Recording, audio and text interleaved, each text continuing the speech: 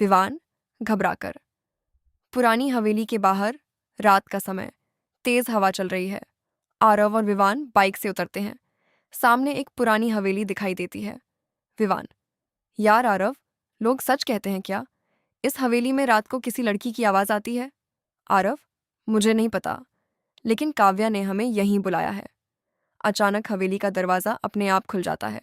ये दरवाजा खुद कैसे खुल गया? धीरे धीरे काव्या अंधेरे से बाहर आती है। उसके चेहरे पर हल्की मुस्कान है। काव्या, तुम दोनों आ गए। मुझे पता था तुम जरूर आओगे। हवेली के अंदर दीवारों पर पुरानी तस्वीरें लगी हैं। एक घड़ी बंद होने के बावजूद टिक टिक कर रही है।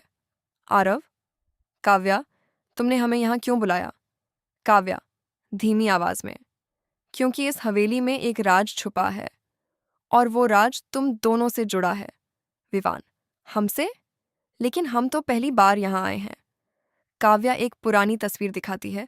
तस्वीर में दो छोटे बच्चे और एक लड़की होती है। आरव हैरान होकर, ये तो मैं और विवान हैं।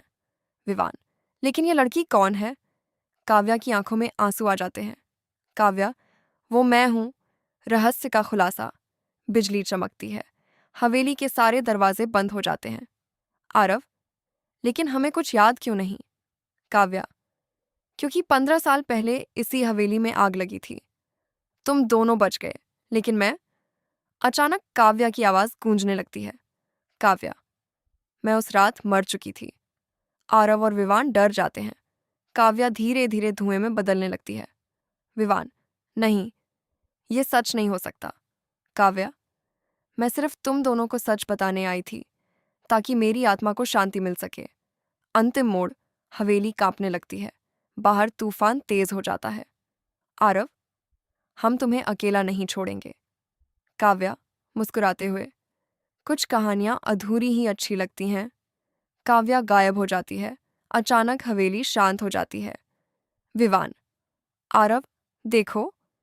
दीवार पर लगी तस्वीर में अब सिर्फ दो बच्चे दिखाई देते हैं। काव्या गायब हो चुकी है। आरव धीरे से, क्या वो सच में थी या सिर्फ एक परछाई?